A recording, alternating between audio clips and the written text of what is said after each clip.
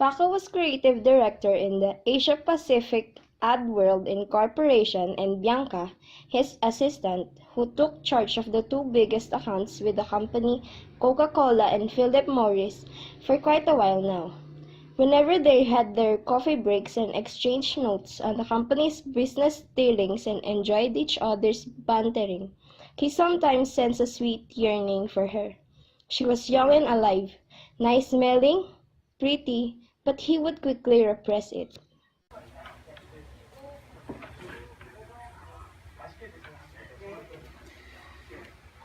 Yeah, God, Philo. I'm past 15, happily married. But oh God,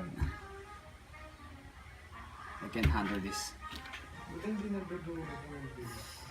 Whenever he mentioned Bianca to his wife Agnes, usually over breakfast, when they would relate some events of the day before, he sensed that it agitated her, although she never let on. An uneasy feeling would come over him, perhaps for the way Agnes looked, as though she had not heard anything, or as though on a sudden her mind were somewhere else, but her eyes would turn sad, as if a light there had been snuffed, and he would feel guilty and vexed at the same time. Hey, how's your day? Do you remember Bianca, my assistant? She's great. Oh, really? Agnes was the senior partner with four women friends in a law firm that they had put up. She often came home late, and after kissing him, looking up from his papers at his work table, she would quietly enter their teenage son Dylan's room and kiss him, already fall asleep, and let carry the laundry in her arms to the washing machine before she retired for the night.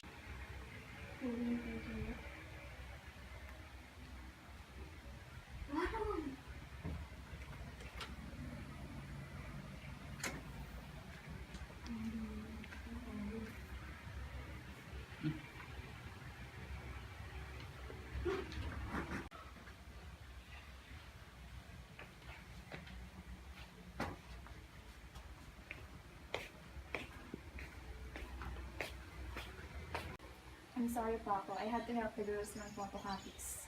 It's okay by just watching Rita. Yes. Rita? Yes. It's a secret. Oh, you were dreaming. No, look there. She's pretty, right? Yes, you're dreaming. Did you just invent that name for her? No, I heard those guys call her Rita. Okay, let's start by. You said you have things to talk over. Okay, you just seem a little distant these days.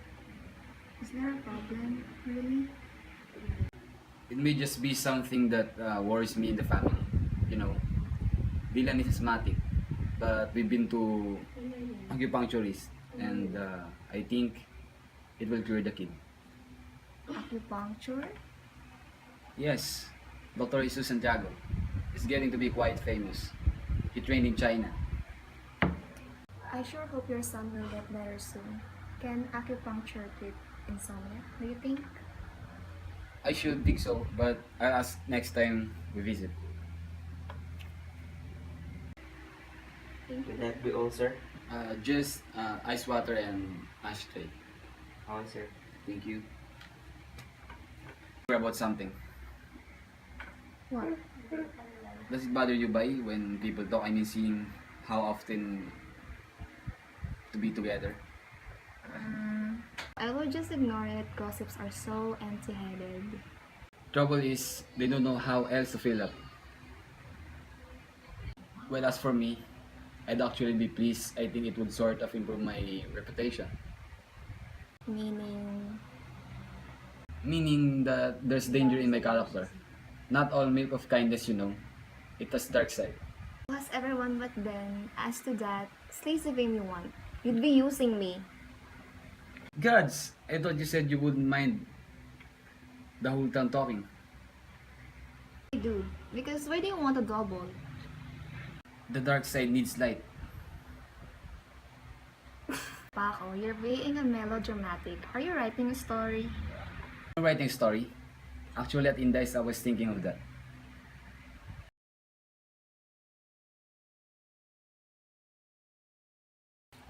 Hello? Oh, sorry, bye. I got distracted. Paco, is anything wrong? No, I only recalled just now the near accident with our car. It's alright. Have I told you about Zita? You mean Rita? No, it was my first time in Baguio.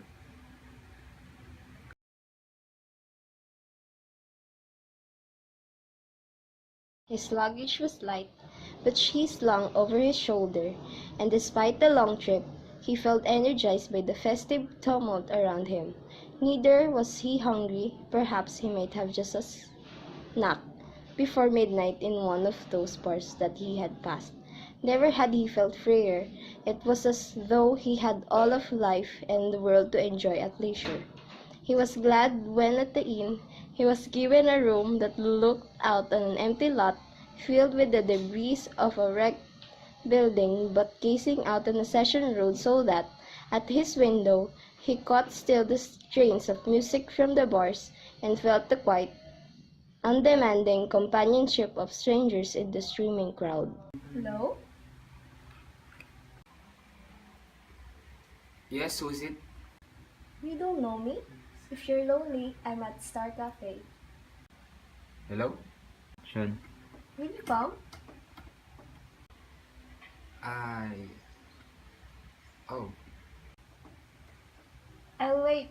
Take your time. alright. I'll see you there. Oh, how nice. I like your voice. Call me Zita. I'm Philo. How will I know that it's you, Zita? I'm gonna have fun with my favorite drink.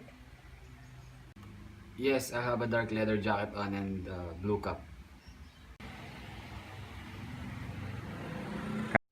Paco came at the cafe but didn't dress the way he described himself to her. Instead, he hid behind a newspaper while observing the young lady, not unattractive but with dark hair and clothes that flatter her. After a while, she thought that he might not come, and so she left. Philo, with a heart full of resentment, went after her and called her name. It was late. He already lost her in the crowd. Zita! Only 18 that time. And I think frightened. Nothing really happened there maybe struck me then about sex and women. You know, I meant to tell you, Bai. I'm quite drawn to you. But I know, Bai, it's scary. But if the feeling is honest, Oh, it's honest. Oh, it's honest, Bianca. maybe Paco is just really Zita. Like you have to make it up to her. You may right, Bai. Paco.